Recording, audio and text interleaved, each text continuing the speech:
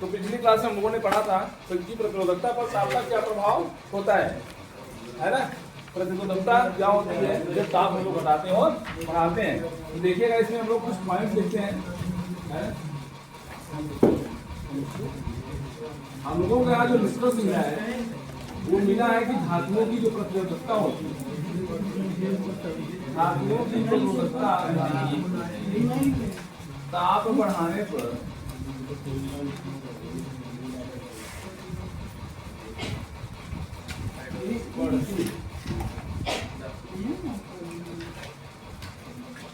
ठीक है, ये बात सही है। अगर हम दूसरे पॉइंट की बात करें मिश्र धातु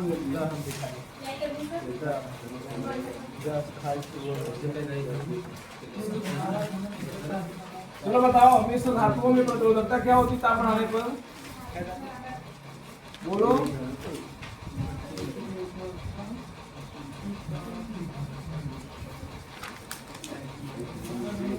क्या होती है?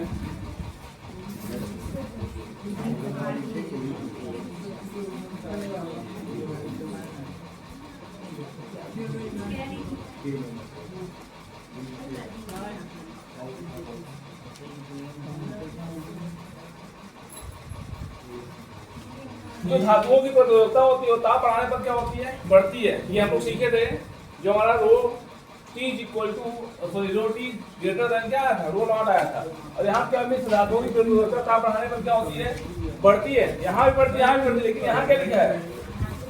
लेकिन धातुओं की तुलना में बहुत कम बढ़ती है। मैंने ये भी दिखा था कि वहाँ पे रो नॉट आ रहा था, वास्तव में बहुत सूक्ष्म परिवर्तन देखने को मिलता है। कहाँ मिश्र धातु में? इसलिए मैंने वहाँ पे बताया था आप लोगों को कि मिश्र धातु में प्रतिरोधकता ताप बढ़ाने पर नहीं बढ़ती। अगर मान लो बढ़ती भी है तो कैसे बढ़ती है? धातुओं की तुलना में बहुत कम बढ़ता है। समझा? ये है धातुओं की कहानी। अब आप लोग मुझे बताइएगा, धातुओं का हो गया, मिश्र धातुओं का हो गया, अर्धचालकों में क्या होता है? बोलो। अर्धचालकों में क्या होता है? बोलो भाई। अर्धचालकों में प्रतिरोधकता ताप बढ़ाने पर क्या होता है?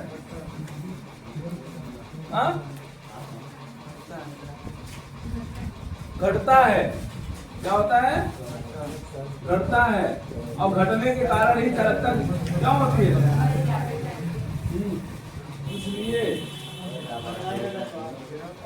चालकता क्या होती है? बढ़ जाती है। चालकता बढ़ जाती है। ये तीनों पॉइंट आप लोग समझ पा रहे हैं? पीछे के क्लास में आपको समझाया गया था अच्छे से, है ना। नंबर 4 की अगर हम बात करें, एक होता है हमारे पास विद्युत अपघट्य पदार्थ। विद्युत अपघट्य पदार्थ। अब आप बताओ विद्युत अपघट्य पदार्थों में क्या होगा? विद्युत अपघट्य, ये समस्या है विद्युत अपघट्य पदार्थ, है ना। जैसे NaCl का पानी के साथ H2SO4 का पानी के साथ, है ना। इसमें क्या होते हैं? जो आयंस देते हैं। ऐसे विलयन जो क्या पैदा करते हैं? आयंस देते हैं। वो क्या कराते हैं? विद्युत अपघट्य पदार्थ बनाते हैं। तो विद्युत अपघट्य पदार्थ में प्रतिरोधकता, अर्धचालकों में प्रतिरोधकता बढ़ा पड़ेगी। विद्युत अपघट्य पदार्थ में प्रतिरोधकता क्या होगी बताओ? ताप बढ़ाने पर क्या होगा बताएगा? क्या होगा? प्रतिरोधकता में क्या परिवर्तन आएगा? प्रतिरोधकता में क्या परिवर्तन आएगा तो बताएगा? बोलो, सोच के बताओ यार।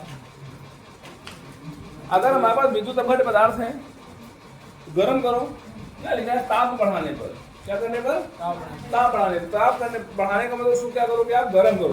हम लोग जानते हैं जब किसी लिक्विड को गर्म किया जाता है, जैसे इसके मॉलिक्यूल्स ऐसे थे, अगर मैं इसको गर्म करूंगा तो इसके मॉलिक्यूल दूर दूर हो जाते हैं।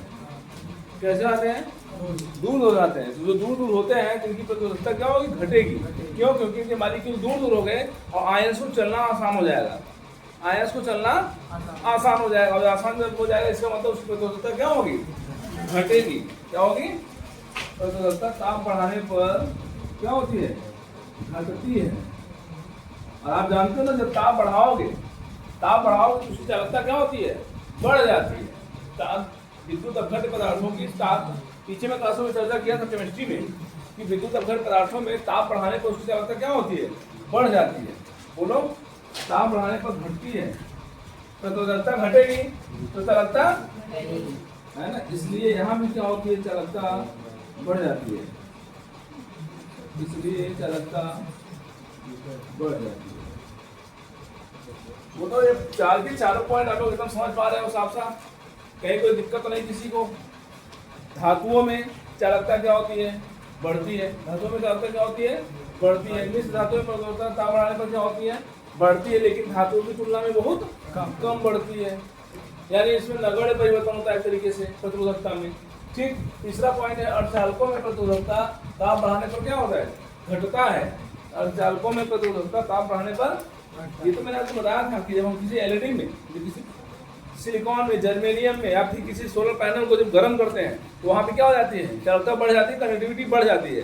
कंडक्टिविटी बढ़ने का मतलब क्या हो रहा है कि वहाँ प्रतिरोधकता क्या हुई होगी, घटी हुई होगी। और चालकता बढ़ेगी कहीं पे, इसका मतलब प्रतिरोधकता क्या हुई होगी, घटी हुई होगी।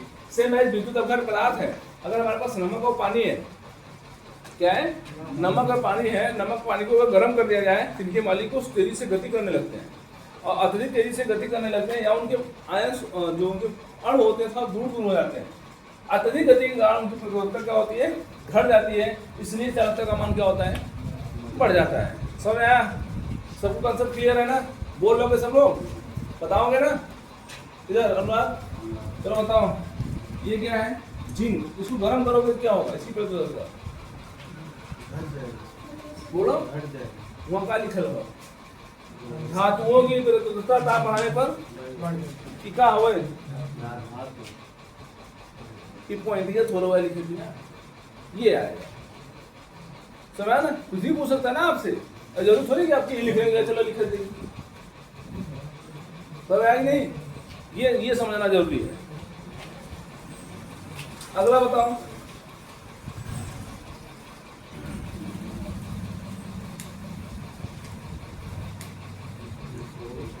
हमारे पास एक मिश्रण है H2SO4 और H2O का, बता दो इसको मैं गर्म करूंगा तो क्या होगा, ताप बढ़ाने पर क्या होगी इसकी प्रतिरोधकता,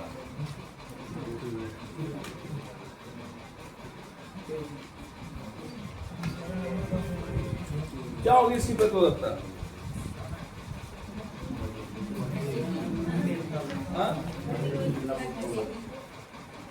घट जाएगी, बढ़ जाएगी, कौन सा पॉइंट फॉलो कर रहा है इसमें, दूसरा वाला का पानी मिश्र धातु, ये मिश्र धातु है, यहाँ पानी मिश्र धातु है, ये H2SO4 है, ये क्या है, H2SO4 में पानी मिलाया गया है, मतलब विद्युत अपघट्य पदार्थ है। जैसे ही पानी मिलाओगे H+ और SO4 आयन में क्या होंगे, टूट जाएंगे, और जो आयनों में टूटते हैं उनको विद्युत अपघट्य पदार्थ कहते हैं। और विद्युत अपघट्य पदार्थों की जब प्रतिरोधकता ताप बढ़ाने पर घटती है, क्या लिखा है,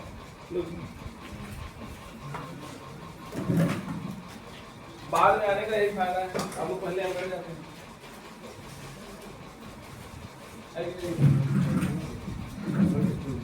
बाद में आने का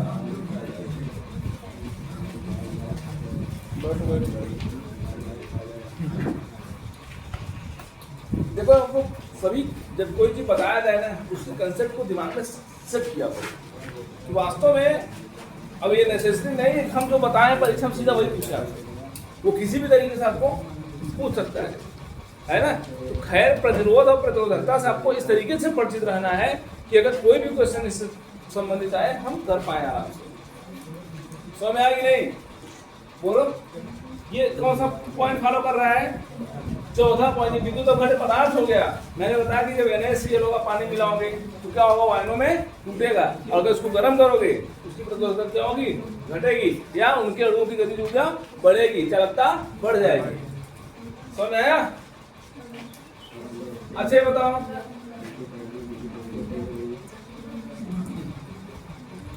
ये बताओ इसकी चालकता क्या होगी, इसकी प्रतिरोधकता क्या होगी गर्म करने को, हाँ इसको गर्म करने क्या होगा,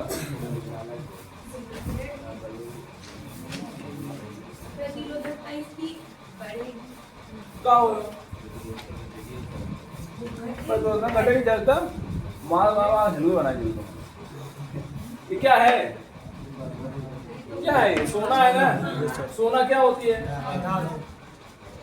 और धातु की प्रयोजकता बढ़ाने पर बढ़ती है। सोना क्या?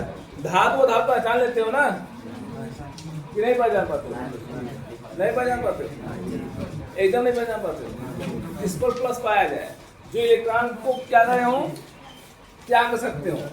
जैसे DNA पर क्या होता है? प्लस होता है। कॉपर पर क्या होता है? माइनस होता है। जितनी धातुएं होती हैं सब क्या होती हैं? पॉजिटिव होती है। आप कोई भी ले लो, मैग्नीशियम लोगे कई प्लस, एल्यूमिनियम लोगे कई प्लस, है ना। कॉपर पर भी प्लस भी होता है, 3 भी होता है।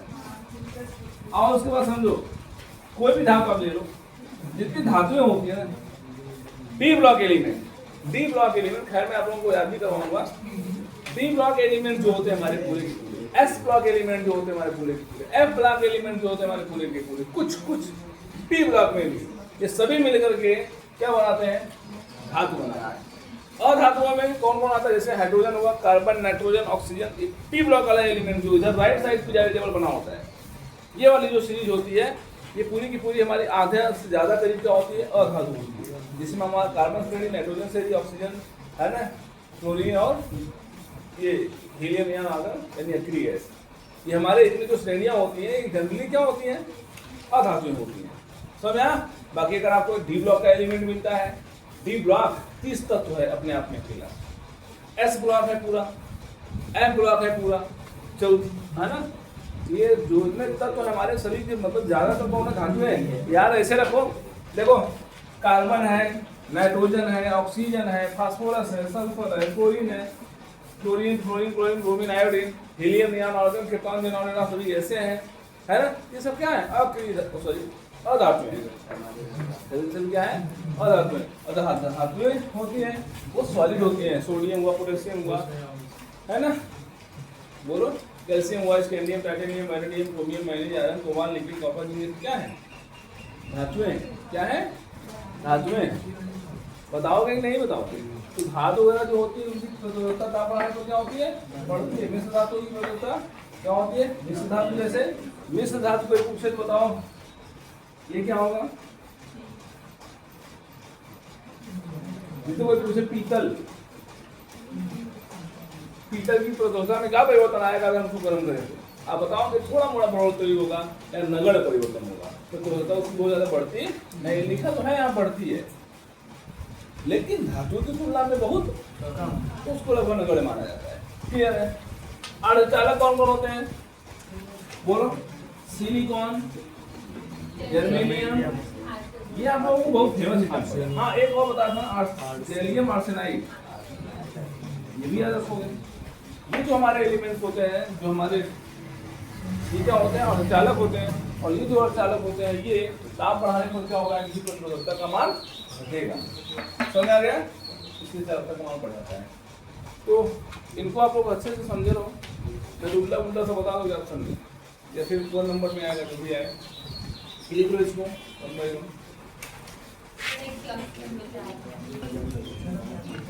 आप लोगों के सामने एक पॉइंट और है। यदि T1 डिग्री सेंटीग्रेड तथा T2 डिग्री सेंटीग्रेड पर, माने अलग अलग तापमान पर प्रतिरोध का मान क्या हो? अलग अलग हो। मतलब कोई एक ही धातु है, मान लीजिए हमारे पास चांदी है, क्या है? चांदी है या सोना है या कॉपर है, डिग्री जो भी है। मान लेते हैं कि 25 डिग्री पर प्रतिरोध इसका कुछ ओम है, मान लो कि 6 ओम है ना। फिर वही टेम्परेचर हमने बढ़ा दिया, 25 से हमने कितना कर दिया? मान लो 35 कर दिया। अब प्रतिरोध का मान बढ़ करके कितना हो गया? मान लो कि 7 ओम हो गया। क्योंकि हम जानते हैं कि जब ताप का मान बढ़ाएंगे तो प्रतिरोध का मान बढ़ेगा, इसमें धातुओं में, है ना। तो कह रहा है कि इसके लिए प्रतिरोध ताप गुणांक अल्फा का मान कितना होता है? तो अल्फा का मान ऐसे जानते रहो, R2 - R1 R1 T2 - R2 T1। कैसे करोगे? R2 - R1, ठीक। अब ध्यान दो, ऊपर R2 - R1 है, नीचे R1 - R2 है, यही ध्यान रखना है। ऊपर R2 - R1, नीचे R1 - R2, और R1 के साथ T2 लगाना है और R2 के साथ T1 लगाना है। तो मैं कहना ऐसे इसको ध्यान में सेट रखो। इसमें सवाल सीधा आया परीक्षा में डायरेक्ट। अब इसको अभी पीछे हम लोग पढ़े ना, ये जो फार्मूला आया था rho D equal to rho naught क्या 1 प्लस अल्फा डेल्टा टी, ये तो आया था। ये तो यहाँ पे हमारा प्रतिरोधताप गुणांक है ना अल्फा, मैंने कहा तो वहाँ पे प्रतिरोधताप गुणांक होता है, और प्रतिरोधताप गुणांक क्या मान क्या होता है अल्फा, जो किसके बराबर होगा R2 माइनस R1 अपान R1 T2 minus R2 T1 के बराबर होगा। बस मैं इस पर नीचे क्वेश्चन लिखो, तो इस पर सवाल लिखो आप लोग। हाँ एक क्वेश्चन बोला आप लोग लिखो। सिल्वर के किसी तार का 27.5 डिग्री पर प्रतिरोध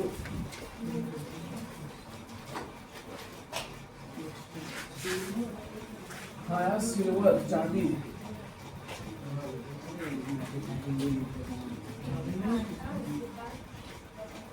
सिल्वर के किसी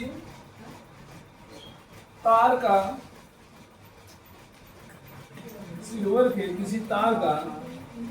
27.5 डिग्री सेंटीग्रेड पर 27.5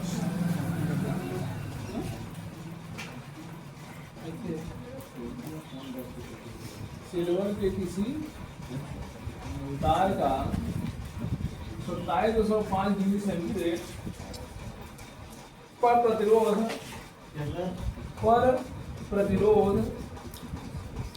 2.1 ओम है, पर प्रतिरोध 2.1 ओम है, और 100 डिग्री सेंटीग्रेड पर प्रतिरोध और 100 डिग्री सेंटीग्रेड पर प्रतिरोध कितना है 2.7 ओम है, 2.7 ओम है। सिल्वर की प्रतिरोधकता का आप गुणांक ज्ञात कीजिए। सिल्वर की प्रतिरोधकता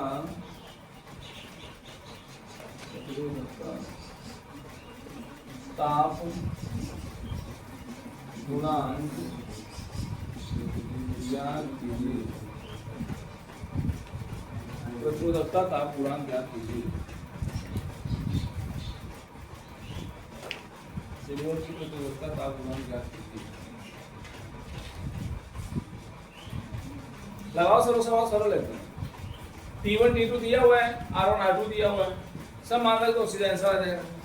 निकालो सुनो क्या ये सिल्वर देखो, सिल्वर के किसी तार का प्रतिरोध किसी तार का ताप इतना पर प्रतिरोध कितना है, थोड़ा मैचिंग करो। 27.5 पर प्रतिरोध कितना था 2.1 था, और मैंने आपको बताया है कि अगर कोई धातु होगा ताप बढ़ाने पर प्रतिरोध बढ़ेगा। बोलो यार, अब तो बोलो कितना ताप बढ़ा दिया हूँ। अब 100 डिग्री पर माने अभी ताप कितना था 27.5 था, अब कितना हो गया, तो निश्चित रूप से ये बढ़ा होगा कि नहीं बढ़ा होगा। तो 100 डिग्री पर प्रतिरोध कितना हो गया 2.7 हो गया, प्रतिरोध का मान बढ़ गया। अब कराई बताओ, अगर इतना तेजी से बढ़ता है तो बताओ अल्फा का मान क्या होगा, यानी प्रतिरोध ताप गुणांक का मान क्या होगा। तो कैसे करोगे, T1 equal to 27.5 degree centigrade, T2 equal to कितना, T2 वाला ताप कितना है 100 डिग्री सेंटीग्रेड, कितना 100 डिग्री सेंटीग्रेड। R1 की वैल्यू कितनी है, पहली वाली R1 बराबर 2.1 और R2 इक्वल टू कितना 2.7। सही है नहीं सही है, ये इतना सा मान दिया हुआ है। अब आपको निकालना है किसका मान, अल्फा का मान। फार्मूला के सामने है, सीधा इसे कर दो।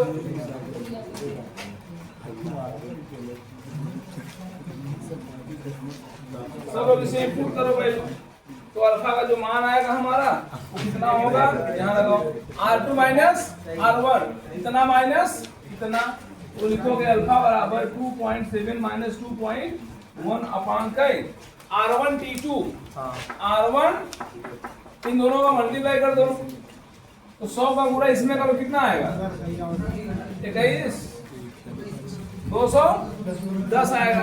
R1 T2 का मान हो गया, नहीं समझा, मैं सीधा गुणा कर दिया। R1 T2 100 का गुणा करोगे इसमें क्या आएगा 210 आएगा, माइनस रखो R2 T1 इन दोनों का गुणा करो कितना आएगा 7 × 35 7 × 49 49 और 2 74.25 25 ठीक है। ये आएगा। ऊपर वाले को माइनस करो, सब लोग जानते रहा ना जी 0 पर क्या करो 210 हाँ यहाँ पे सुनो लगा सही है ना। यहाँ नहीं आगे 0 के बाद कहाँ यहाँ हाँ 0.0 अरे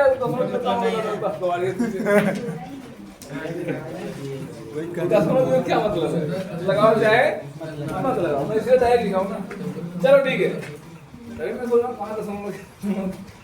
अब क्या करोगे 2.7 में से 2.1 घटाओ।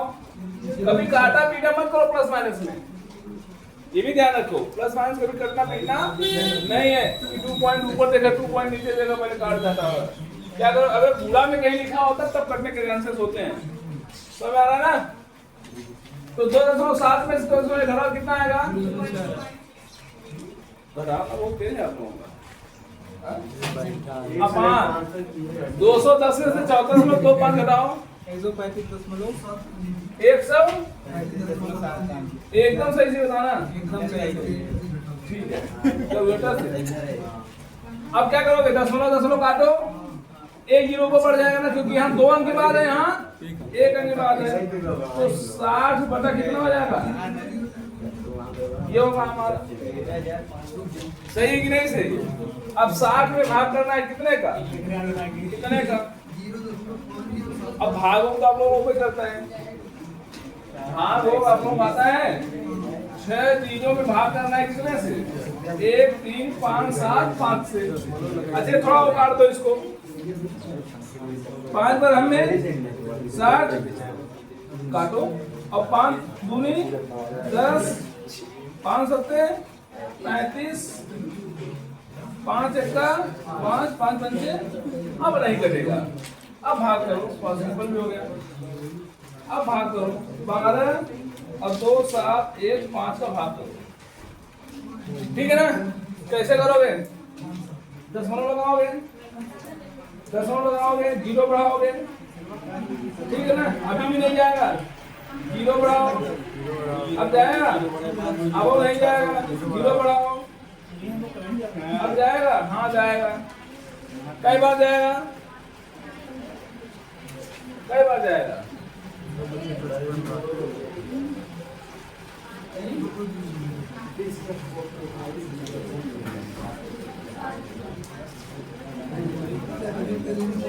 दया भाग हो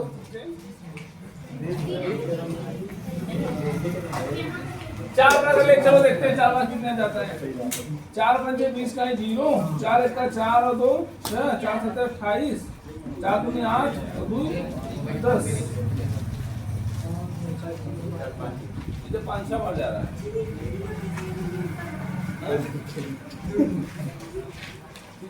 गलत कौन में दो बड़ा कर रही है हाँ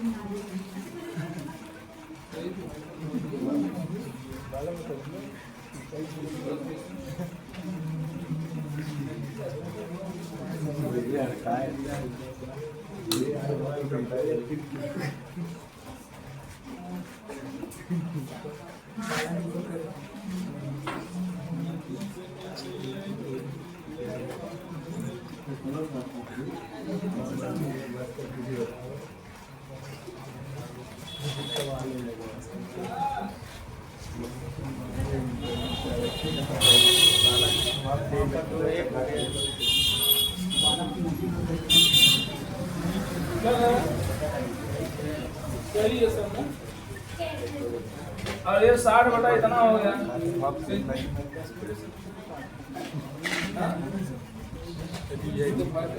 ये भाग